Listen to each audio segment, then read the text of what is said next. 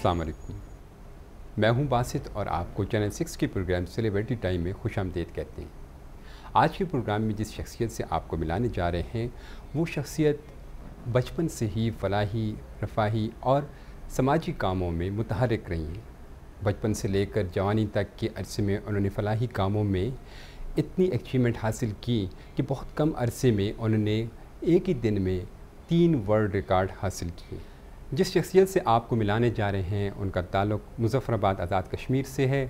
Character education foundation के director हैं, Pakistan futsal federation की वाइस चेयरमैन हैं और वोको ट्रेन मार्शल आर्ट्स फेडरेशन के चेयरमैन हैं, जनाब इनाम मसूदी साहब। अस्सलाम वालेकुम।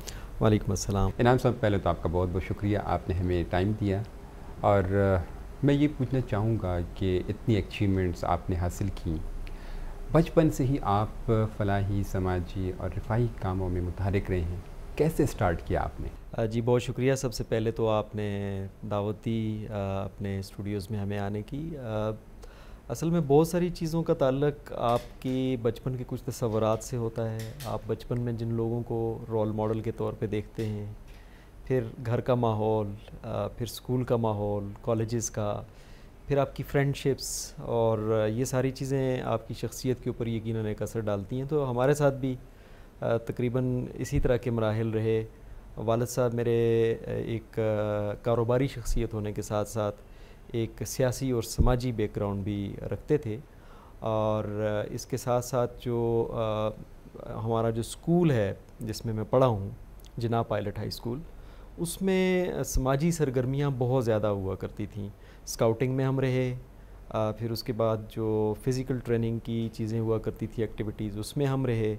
तो एक बुनियाद ही ऐसी मिली कि जिसकी वजह से ये ज़हनी रुझान था कि समाजी सरगर्मियों के अंदर और फलाही और रिफाही कामों के अंदर, यानी हम बहुत छोटे से थे तो स्कूल लाइफ में ही फ़्लड हमने देखा, जो 92 का फ़्लड था।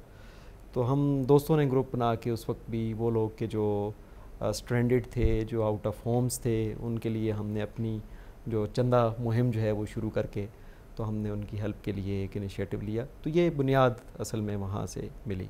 इनाम साहब, ये बताइए कि जब पहली मर्तबा आपने किसी सरगर्मी में हिस्सा लिया तो क्या फीलिंग्स थी उस वक्त?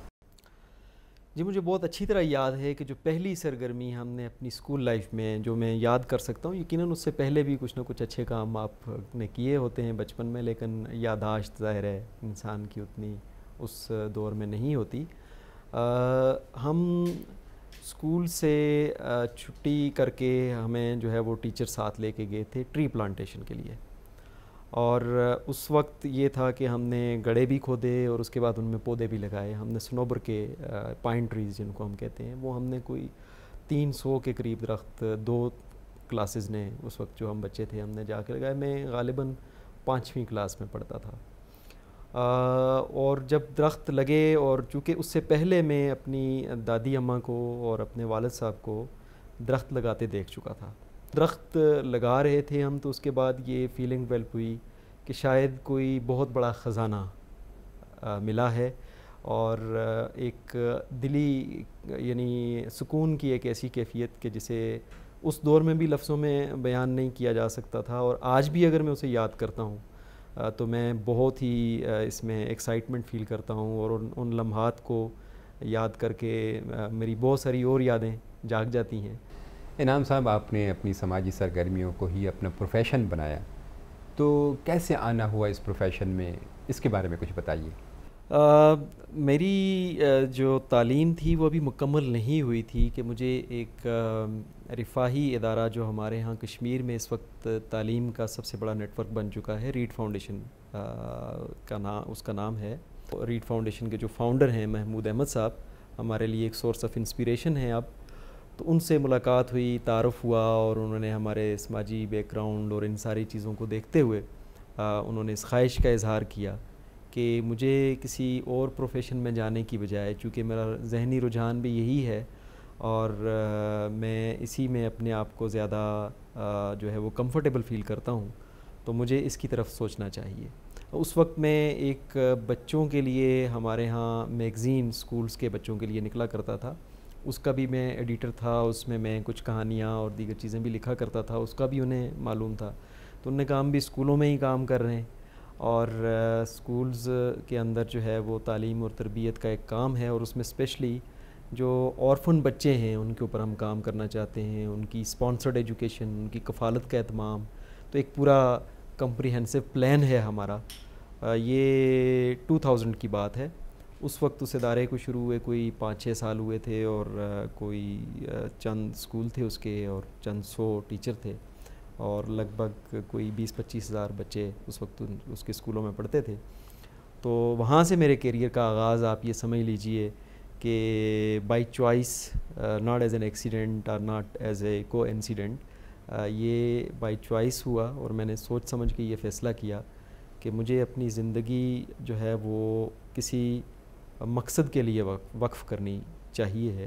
2005 کا زلزلہ ہمیں یاد ہے، ایسا لگتا ہے جیسے کل کی بات ہو، حالانکہ 14 سال گزر چکے ہیں اس کے بارے میں کچھ بتائیے کہ ریکوری کس حد تک ہو چکی ہے، اور اس میں آپ لوگوں کا کیا کردار رہا ہے؟ دیکھیے جی، ریکوری تو چاہے جس بھی طور پہ ہوئی، لیکن الحمدللہ بڑی حد تک ہو چکی ہے.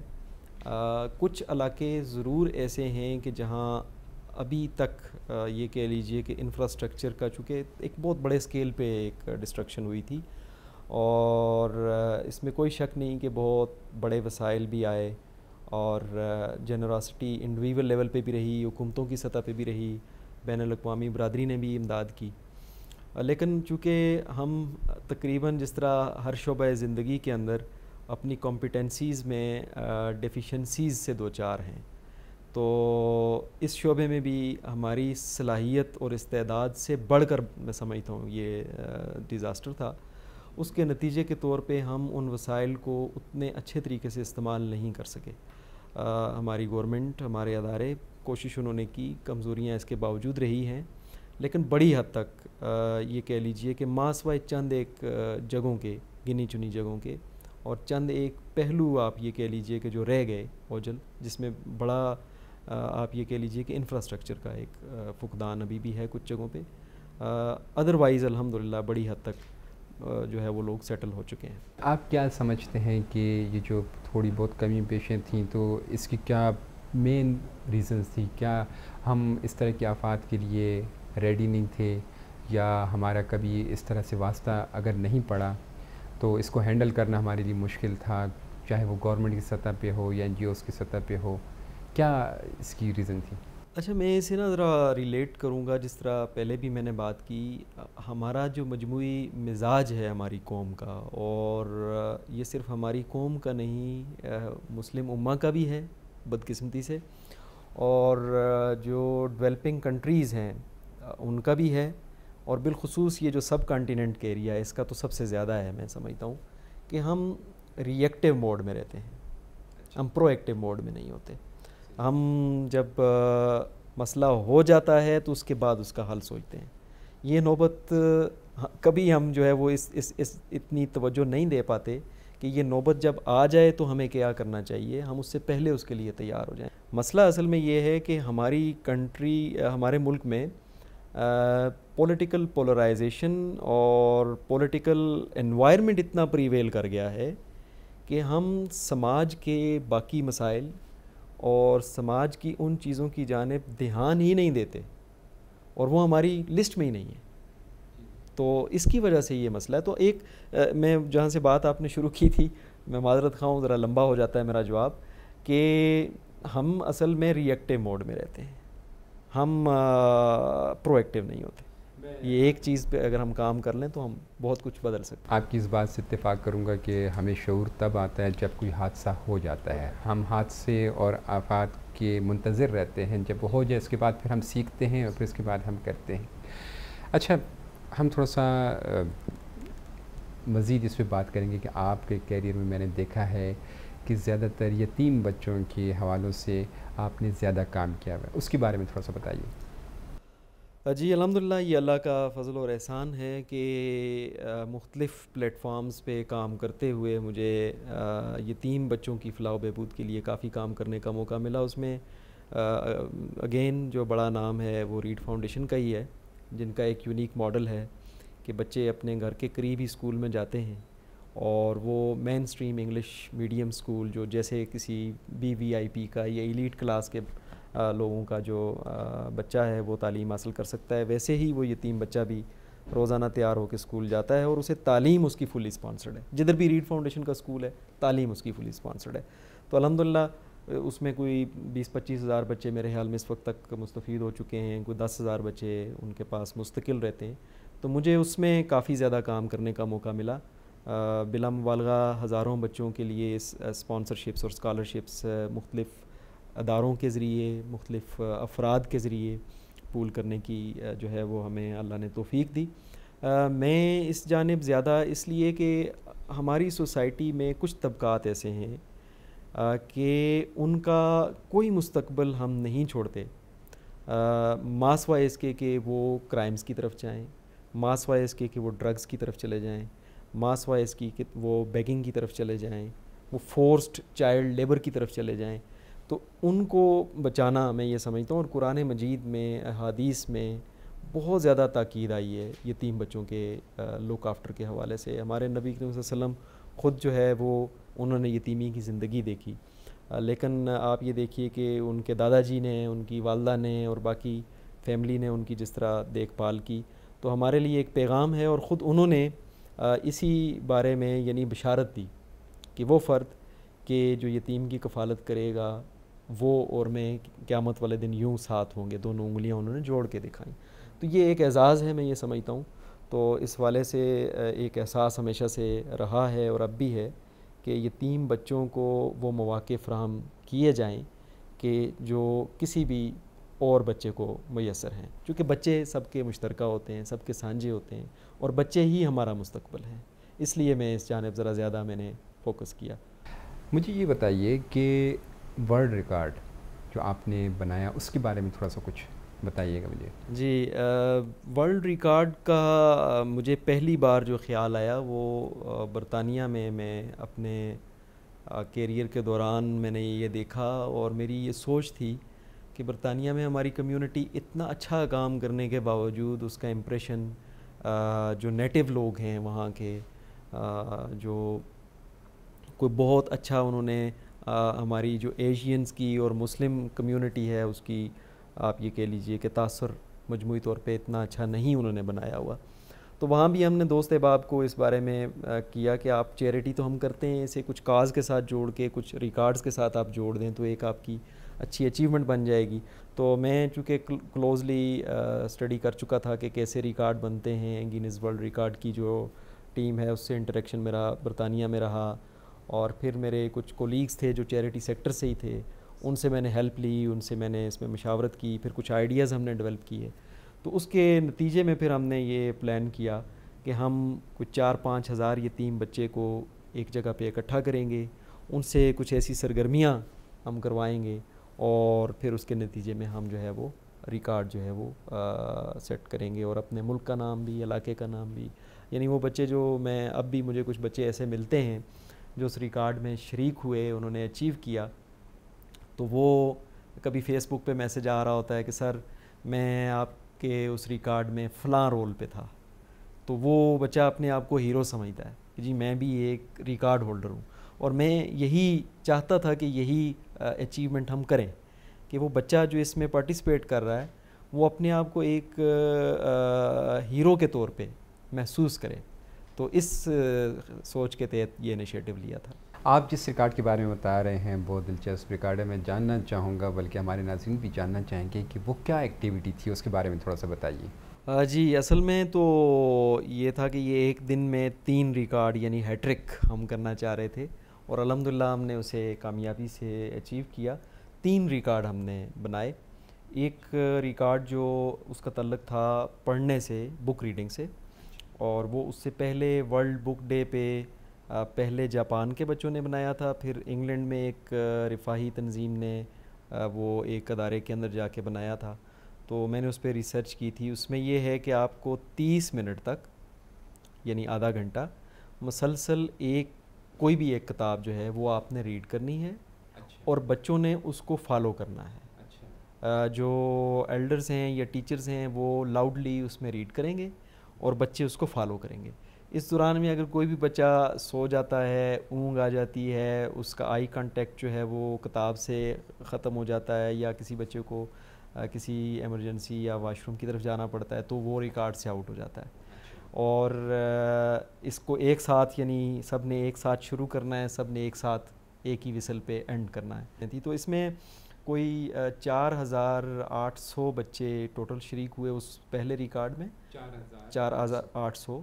اور وہ 25 کے گروپ میں تھے، اور ہر گروپ میں ایک جو لیڈ ریڈر تھا، ایلڈر یا ٹیچر، وہ ریڈ کر رہا تھا اور بچے اس کو فالو کر رہے تھے. اور پھر ہر گروپ کے لیے ایک انڈیپینڈنٹ آبزرور بھی تھا، جس کا کہ ریڈ فاؤنڈیشن سے یا ان بچوں سے کوئی تعلق نہیں تھا. دوسرا ریکارڈ جو ہم نے بنایا وہ تھا most people wearing paper hat, یعنی میکسیمم نمبر آف پیپل یا چلڈرن ایک ہی وقت میں ایک ہی جگہ میں انہوں نے ایک وسل پہ پیپر ہیٹ، کاغذ کا ایک ہیٹ بناتے ہیں. تو ہم نے تو خیر یہ پرنٹ کروا لیے تھے، تو وہ بچوں نے 5 منٹ تک پہننا تھا، یعنی سب نے ایک ساتھ وہ ہیٹ پہننا ہے، اس کے بعد اسٹل ہو جانا ہے. اور 5 منٹ انہوں نے کوئی موومنٹ نہیں کرنی. اس دوران میں اگر ہوا سے ہیٹ گر گیا تو وہ بچہ بھی ریکارڈ سے باہر ہو جائے گا، اور اگر کوئی بچہ جو ہے وہ اپنی جگہ سے موو ہو جاتا ہے تو بھی. تو یہ کوئی اس میں 1500 پلس بچوں نے پارٹیسپیٹ کیا تھا. اس میں تیسرا جو ریکارڈ تھا وہ یہ تھا کہ ایک دنیا کا سب سے بڑا کلاس روم آپ اسے کہہ لیجیے آسان لفظوں میں. جو پہلا تھا اس میں یہ تھا کہ ون وے تھا کمیونیکیشن. جو ایلڈر ہے یا لیڈ ریڈر ہے اس نے صرف ریڈ کرنا ہے اور بچے نے فالو کرنا ہے. کلاس کا یہ ہے کہ کلاس میں آپ نے کوئی اسپیسیفک لیسن پڑھانا ہے، بچے نے سیکھنا ہے، اور اس کا لرننگ آؤٹ کم جو ہے وہ آپ نے آبزرو کرنا ہے. تو وہ ذرا مشکل تھا، اور 35 منٹس اس کی بھی ڈیوریشن تھی.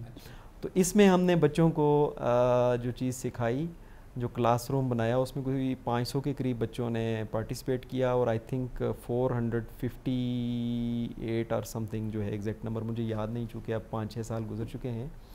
تو ان بچوں نے سکسیزفلی وہ اس کو اچیو کیا. اس میں بچوں نے سورہ اخلاص جو قرآن مجید کی آخری جو 3-4 کل ہیں ان میں سے ایک ہے، اسے تجوید سے پڑھنا سیکھا تھا. ناظرین، انعام مسعودی صاحب سے ہماری دلچسپ گفتگو جاری ہے. یہاں پہ لیتے ہیں ہم ایک چھوٹی سی بریک کے بعد پھر حاضر ہوتے ہیں.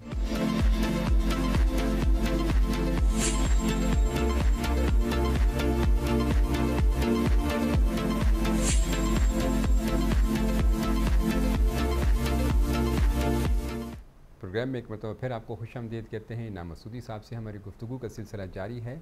انعام صاحب، یہ بتائیے کہ رفاہی کاموں میں آپ کی مزید کیا سرگرمیاں تھیں؟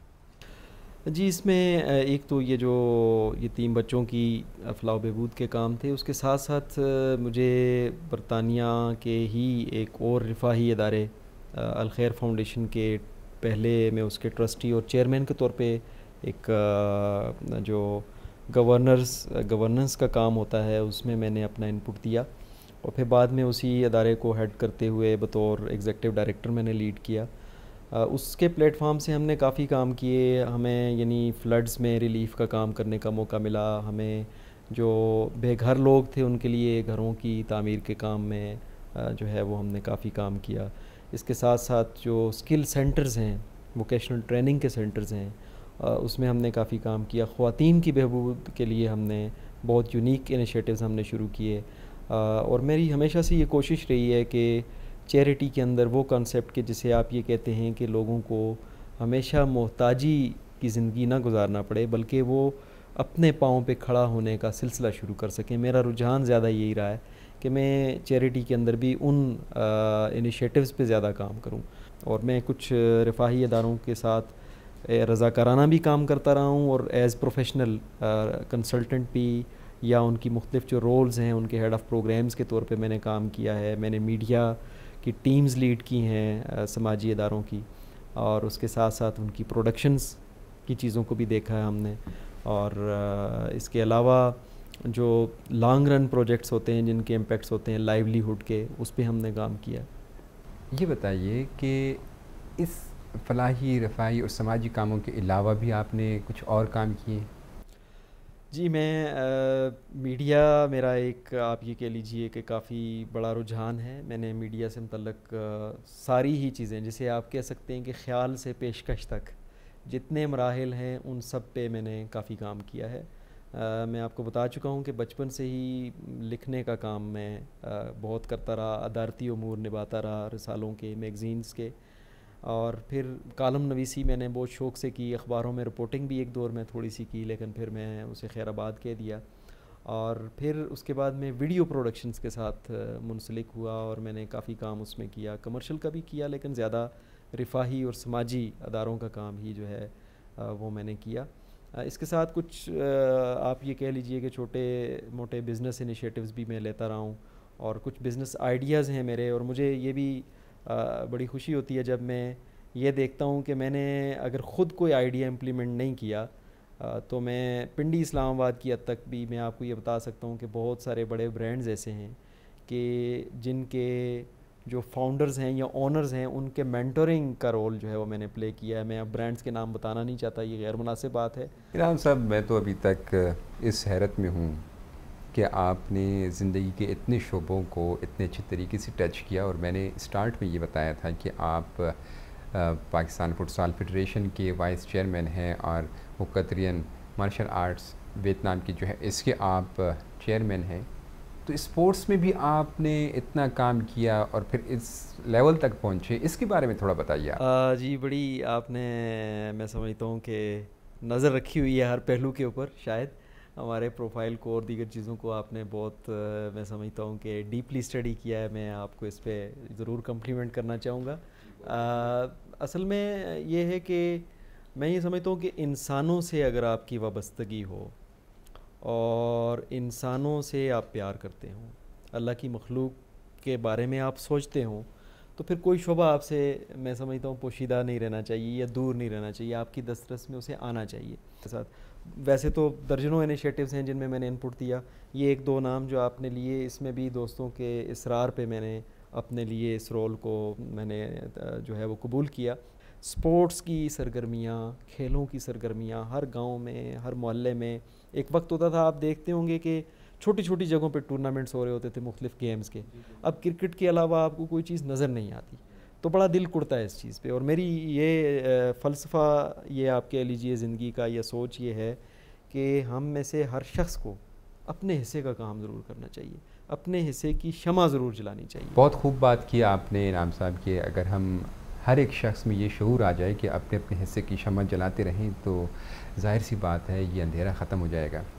انعام صاحب, مجھے یہ بتائیے کہ آپ نے فلاحی اور رفاہی کاموں میں اتنا عرصہ گزار لیا, تو کچھ اپنے لیے بھی وقت نکالا, کچھ اپنی زندگی کے لیے بھی کچھ کیا آپ نے؟ میں یہ سمجھتا ہوں جی کہ آپ اپنے لیے وہی, آپ کی اصل کمائی وہی ہے جو آپ کسی دوسرے کے لیے کرتے ہیں. تو اس اعتبار سے تو الحمدللہ یہ جو کچھ بھی حاصل ہے, یہ جو دوسروں کی خدمت کرنے میں مزہ ہے وہی اپنے لیے ہے. اور میں سمجھتا ہوں کہ انسان کی زندگی کا اختتام کوئی 2 کپڑوں پہ ہونا ہے میکسیمم, اور آغاز بھی وہی کوئی 2 سادہ کپڑوں پہ ہونا ہے. اس لیے حرص اور لالچ اور ان چیزوں پہ اگر آپ مادی اعتبار سے پوچھتے ہیں تو اس پہ تو کوئی بہت زیادہ سوچ و بچار نہ کبھی کی ہے, اور نہ میں اس پہ یقین رکھتا ہوں. جو اللہ رب العزت نے آپ کے لیے ذریعہ معاش یا دیگر چیزیں رکھی ہوتی ہیں وہ اسی سے آتی رہتی ہیں. اور باقی اپنے سیلف ڈیولپمنٹ کے اوپر فوکس کرنے کی کوشش کرتے ہیں, سیکھنے کی کوشش کرتے ہیں. ٹریولنگ کو میں پسند کرتا ہوں, چاہے ملک کے اندر ہو یا ملک سے باہر ہو. ایک وقت میں شاعری پڑھنے لکھنے اور ان دیگر چیزوں سے بڑی دلچسپی ہوتی تھی. اب وقت کم ہے, کبھی وقت مل جائے تو کچھ بلاگ کر لیتے ہیں, کچھ لکھ لیتے ہیں تھوڑا بہت, اور زیادہ تر ٹائم تو اب پروفیشنل لائف اور انہی سوشل سرگرمیوں کے اندر گزر جاتا ہے. یہ بتائیے انعام صاحب کہ آج کل کیا ایکٹیویٹیز ہو رہی ہیں؟ میں آج کل ایک ایجوکیشنل آرگنائزیشن ہے, کیریکٹر ایجوکیشن فاؤنڈیشن کے نام سے, اس میں کام کرتا ہوں, ڈائریکٹر ہوں. کیریکٹر ایجوکیشن فاؤنڈیشن بھی جو ہے وہ بچوں کے لیے نصاب سازی اور بڑوں کے لیے بھی ایسی سرگرمیاں ڈیزائن کرتا ہے کہ جس سے ہم اپنے معاشرے کے لوگوں کی تعلیم کے ساتھ ساتھ ان کی تربیت کا جو اہم رول ہے، اہم ذمہ داری ہے، وہ ہم ادا کر سکیں۔ انعام صاحب یہ بتائیے کہ یہ جو سماجی ادارے ہیں ملک کی تعمیر و ترقی میں یہ کیسے اپنا کردار ادا کر سکتے ہیں؟ دیکھیے جی، میں یہ سمجھتا ہوں کہ سماجی ادارے اور سماجی شخصیات، بلکہ یہ پورا جو سیکٹر ہے جسے ہم سوشل سیکٹر کہتے ہیں، اس کا بہت بڑا رول بنتا ہے، اور شرط اس میں یہ ہے کہ ایک تو اس کی جو لیڈرشپ ہے وہ بھی اتنی ہی میچور ہو جتنا کہ اس کا یعنی جس کا یہ تقاضا رکھتا ہے یہ سیکٹر، اور دوسری یہ ہے کہ اسے وہ سپیس ملے سوسائٹی کے اندر۔ میں یہ سمجھتا ہوں کہ ہمارے ملک کے اندر سماجی شعبہ جو ہے ہم نے اسے بہت سکویز کر دیا ہے، اسے ہم نے سکیڑ کے رکھا ہوا ہے۔ انفارچونیٹلی ہم یہ کر رہے ہیں کہ ہم چیریٹی کے اندر لانگ ٹرم چیزیں نہیں ڈال رہے، ہم لوگوں کو سسٹینیبلٹی کی طرف نہیں لے جا رہے، ہم ایجوکیشن کی طرف نہیں لے کے جا رہے، ہم انہیں ان کی جو وقتی ضرورتیں ہیں، کوئی بھوکا ہے تو اسے کھانا کھلا دیا، کوئی پیاسا ہے تو اسے پانی پلا دیا، کوئی ڈیزاسٹر آ گیا تو اس کے اندر بلینز آف روپیز ہم نے جھونک دیے، لیکن یہ نہیں کرنا کہ ہم نے ان ڈیزاسٹر سے مطلب ہم درخت نہیں لگاتے۔ ابھی بارشیں ہو رہی ہیں، مانسون کا سیزن ہے، فلڈز ہر طرف آپ کو سننے کو ملیں گے، ہم بلینز آف روپیز ان کی ریکوری پہ لگا دیں گے، ری ہیبلیٹیشن پہ لگا دیں گے، فوڈ بانٹنے میں لگا دیں گے، لیکن ہم کروڑوں روپے اس پہ لگانے پہ تیار نہیں ہیں کہ ہم درخت اگائیں۔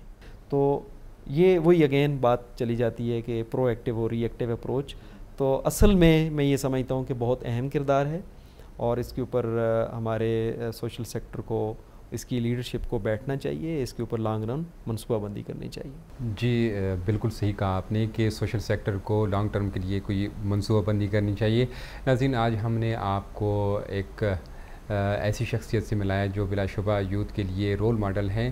یقیناً آپ کو بھی ہماری طرح اس دلچسپ گفتگو سے مزہ آیا ہوگا۔ اگلے پروگرام تک کے لیے اجازت دیجیے، اللہ حافظ۔